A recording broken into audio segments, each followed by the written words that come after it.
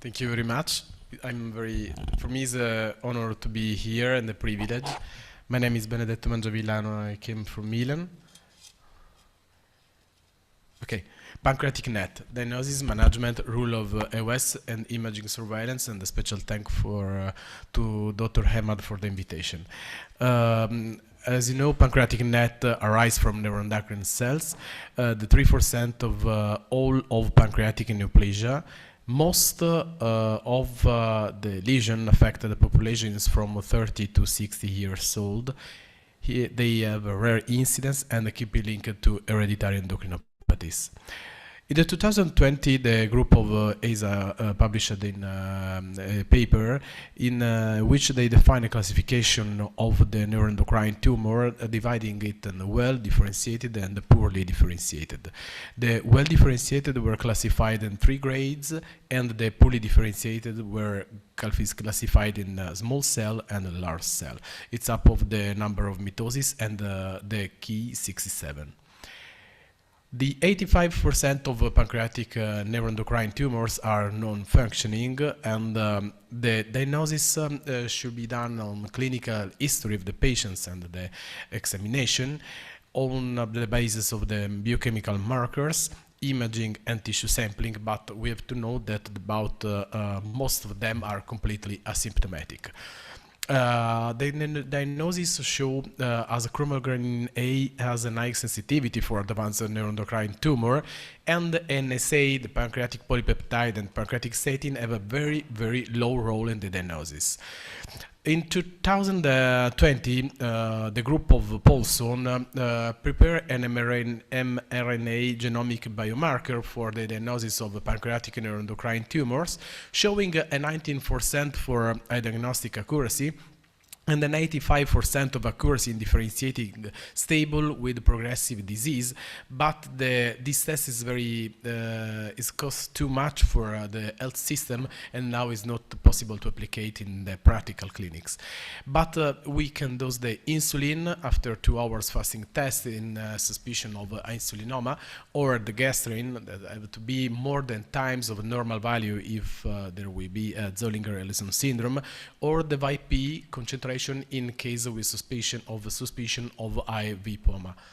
But the first thing to do is the imaging. Imaging is should be very important because sometimes also the primary tumor is not easy to define, and we have to find the primary site of the disease, especially if the disease is metastatic at the presentation. The liver is the major site of pancreatic NET neoplasia metastasis, and we have to correct stage the disease before to start the treatment. The CT scan should be performed as first approach because it's a standard tool for evaluation and staging of the disease, because it can define the highly vascular lesion, cystic or hypodense, with the high sensitivity for primary lesion. The MRI should be very important in case of patients with liver met, because the accuracy is higher than a CT scan for the liver met. Nuclear medicine plays a relative role because it's very important if there is a somatostatin receptor based like GAE68 or FDG, but it's very important for staging for the primary disease, for looking for other mets on the abdomen. The queen of the diagnosis probably is the EUS. EUS is a cornerstone in a neuroendocrine tumor because of the lesion study and characterization. Is a tool for searching pancreatic primary unknown disease, and also because EUS allows a tissue sampling by FNB.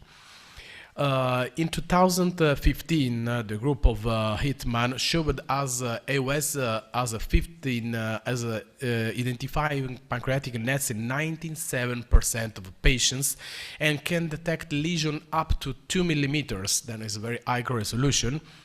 And when not detected by other modalities, pancreatic NET was diagnosed by EUS in 28% of patients.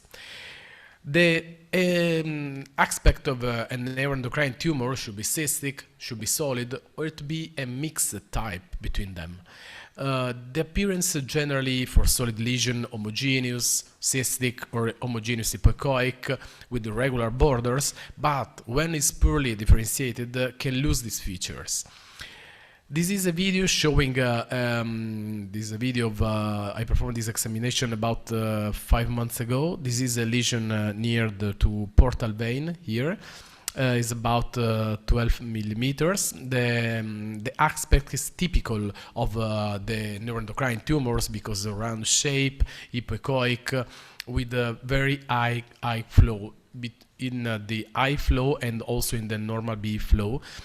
After that, as the literature wants, we decide to perform the elastography, but elastography plays a not good role for pancreatic neuroendocrine tumor, and the gold standard to define if the patient has or not a neuroendocrine tumor is the fine needle biopsy. Now we show the okay, this is fine needle biopsy of the lesion near the portal vein. Very important in if the neuroendocrine tumor is very, very small, to try to find a best position to perform the fanning technique like that.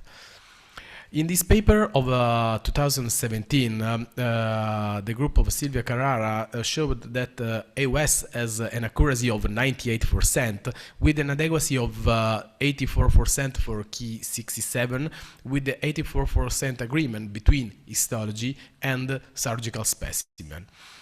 The contrast enhancement EUS is very important in the diagnosis and the study of the neuroendocrine tumors, because the neuroendocrine tumors are very hyper enhancement during the contrast medium, and the reduction of enhancement showed the area, necrotic and hemorrhagic areas, defining a more advanced disease. The contrast medium is a sulfur hexafluoride. This is a gas that not dissolve in the blood and is creating the microbubbles that reflecting the EUS wave and the signal to see better the lesion. This is a video of a small pancreatic lesion. We are in the tail of the pancreas. This is a lesion of about 1 centimeters. Was very difficult to find this lesion. Was of patients that had before young patients with the previous neoplasia of the sigma, and this is the hyper enhancement. The contrast harmonic EUS is a predictor for neuroendocrine tumors for the aggressiveness because of the visualization of the microvascularization. It is strong predictor of tumor aggressiveness. The group of Massimo Falconi is a pancreatic surgeon, is a very famous pancreatic surgeon, show us the low microvascular density showed higher rate of nodal metastasis and grade, especially if linked to hyperenhancement and late washout on EUS. This is a video from Professor Lauren Palazzo showing a benign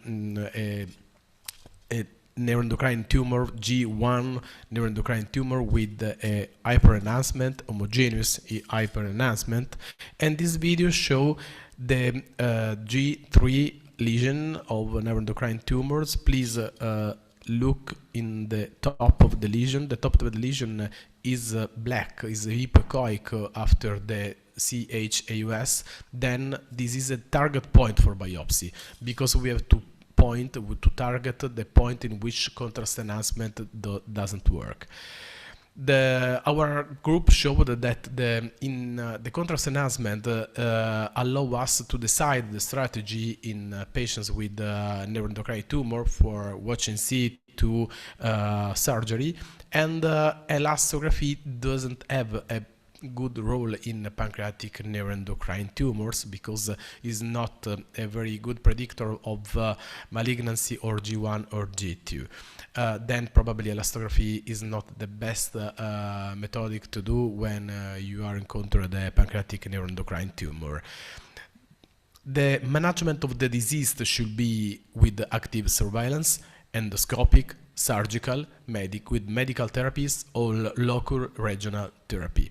For the first one, for the active surveillance, in this systematic review from the group of Massimo Falconi, he showed that active surveillance can be an option for sporadic, small, G1, asymptomatic, non-functional neuroendocrine tumors, and the European Neuroendocrine Tumor Society guidelines says if the patient there is no metastatic disease, the G1 more than 2 centimeters, G2 or 3 should be offered a potential resection.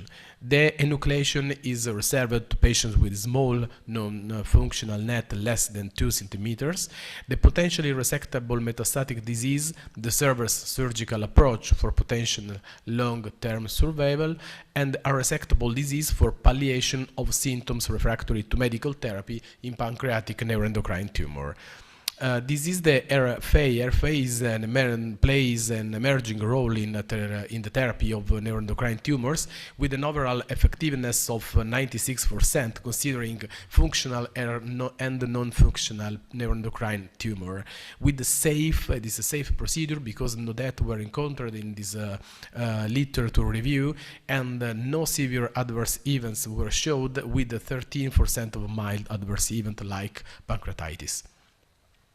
In the medical therapy, we had the somatostatin analog with for symptom relief, the cytotoxic therapy for symptomatic from tumor bulk or rapid enlarging metastasis, target therapy like everolimus, sunitinib, carbozatinib for tumor bulk in not symptomatic patients, and radiolabeled somatostatin analogs that rapidly progressive pancreatic neuroendocrine tumor that express the receptor for the somatostatin.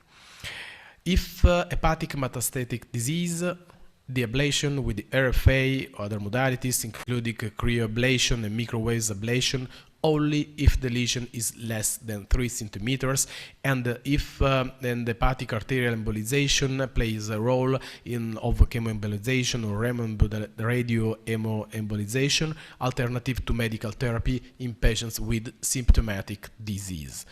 The post-surgical surveillance asked us to see the patients at 4 and 12 months after resection, repeating the surveillance at 6 and 12 months, and with the ORCT, and in patients with metastatic disease with PAT, if new lesion.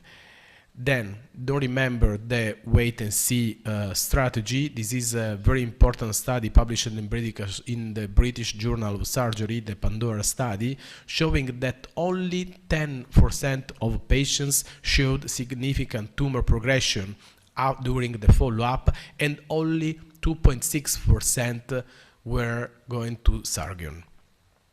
To conclude, inadequate for pancreatic neuroendocrine tumor, inadequate characterization and staging of the disease is crucial before starting therapy. The lesion's aggressiveness is strongly linked to approach. Consider the role of contrast enhancement, EUS, and fine needle biopsy.